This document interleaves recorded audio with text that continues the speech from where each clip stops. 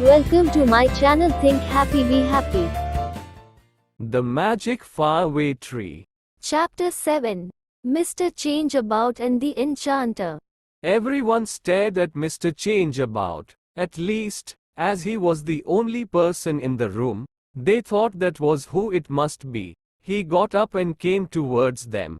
He was a fat, comfortable-looking person with a broad smile on his face. What a lot of visitors, he said. Do sit down. There was nowhere to sit except on the stone floor, which looked rather cold, so nobody sat down. Something happened to Mr. Change-About when nobody obeyed him. He grew tall and thin. His broad smile disappeared and a frown came all over his face. He looked a very unpleasant person. Sit down, he roared, and everybody sat down in a hurry. Mr. Change-About looked at the saucepan man, who had sat down with a tremendous clatter. Have you got a nice little kettle that would boil enough water to make 2 mugs of hot chocolate? He asked. The saucepan man didn't hear. So Joe shouted in his ear, and he beamed, got up, and undid a little kettle that he had on him. Just the thing, he said, handing it to Mr. Change-About. Try it and see. Mr. Change-About changed again, and became happy-looking with dancing eyes and a sweet smile. He took the kettle. Thank you, he said. So kind of you. Just what I wanted.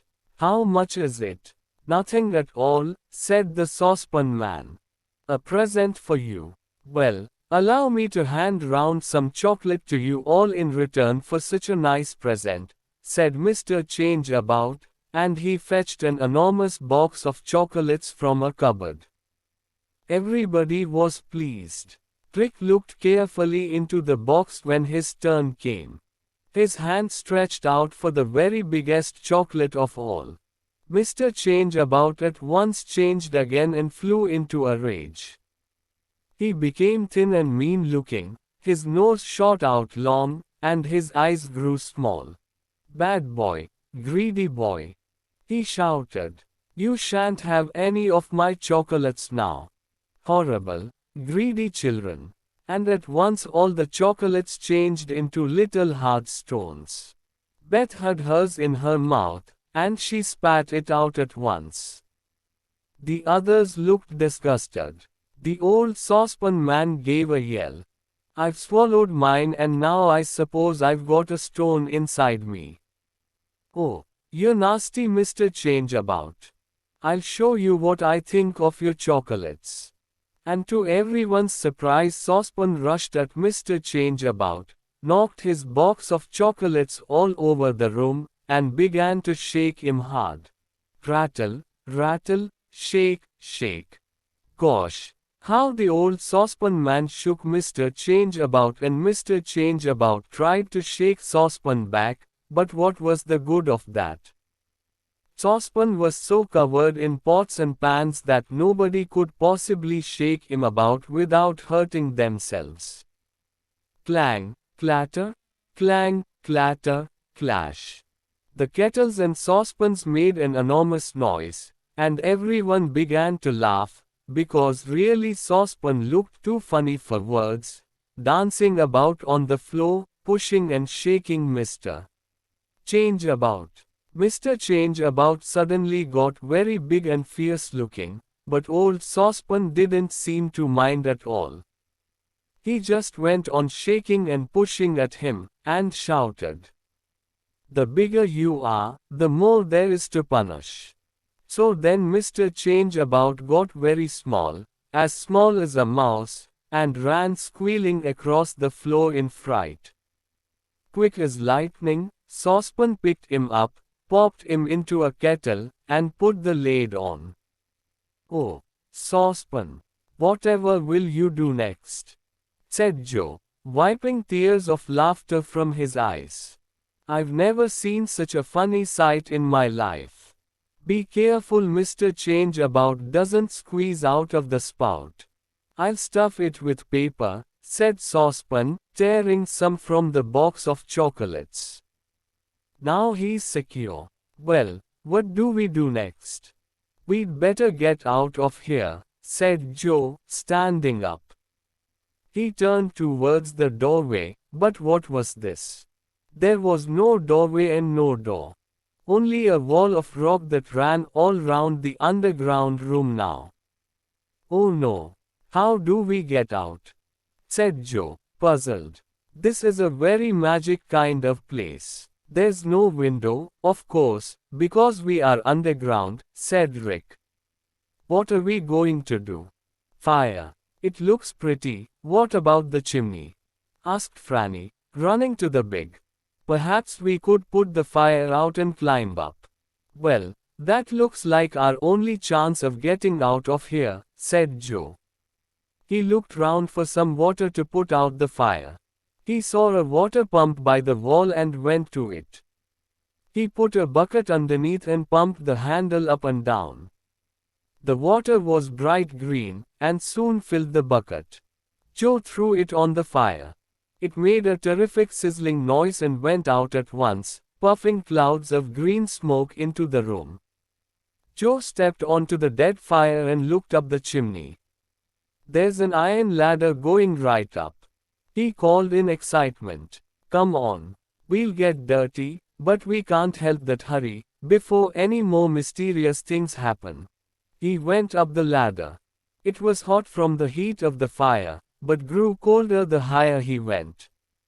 What a long chimney, called back Joe. Is everyone coming? Yes, yes, called 6 voices below him. Joe climbed steadily upwards. At last the ladder came to an end. Joe clambered over the top of it and found himself in a creepy place. This looks like some kind of cellar, he said to the others, as they scrambled up beside him. Look at all those sacks piled up. What do you think is in them? Let's look, said Rick, who was always curious about everything. He undid a sack and, good heavens, out poured a stream of bright gold pieces. Everyone looked at it in amazement. Somebody very rich must live here, said Joe at last. I've never seen so much gold. I can't believe that all the sacks are full of it. He undid another sack and out poured gold again. Just as everyone was running their fingers through it, marveling at the gleam and shine of so much gold, they heard quick footsteps overhead. A door above them opened, and a gleam of sunlight shone onto a flight of stone steps leading up from the cellar to the door. A tall man in a pointed hat looked down. Gosh, it's an enchanter, whispered Moonface in a fright. We must still be in the land of spells. Oh, dear. Robbers, thieves, burglars, shouted the enchanter in a loud voice. Guards, come here. Capture these robbers. They are after my gold. See, they have undone 2 sacks already. We don't want your gold, cried Rick. We only wanted to know what was in all these sacks. I don't believe you, cried the enchanter, as about a dozen small elves came running past him down the steps to the cellar. Capture them, guards, and lock them up. The little elves pulled everyone up the cellar steps into a big, sunlit room. Its ceiling was so high that nobody could see it. Now lock them up, commanded the enchanter.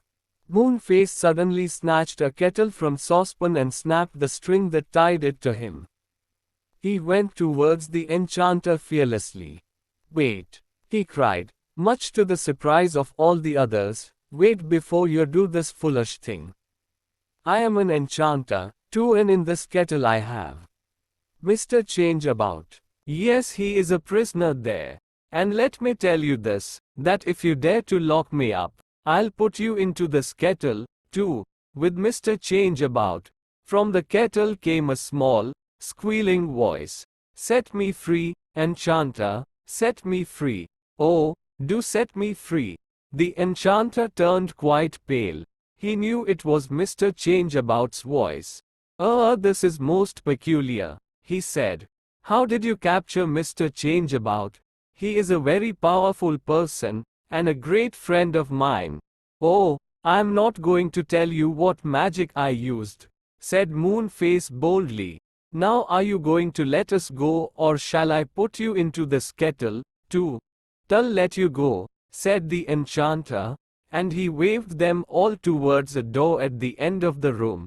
You may leave at once. Everyone rushed to the door gladly. They all ran through it, expecting to come out into the sunshine. But they didn't. The enchanter had played a trick on them. They found themselves going up many hundreds of stairs, up and up and up, and when they came to the top there was nothing but a round room with one small window. A bench stood at one end and a table at the other. The enchanter's voice floated up to them. Ho! Ho! I've got you nicely. Now I'm going to get my friend, Wizard Wily, and he'll soon tell me how to deal with robbers like you. We are in a trap, groaned Joe. Moonface, you were very clever and very brave. But honestly, we are worse off than ever. I simply don't see any way out of this at all. Like, comment, share, subscribe and press the bell icon and never miss another update.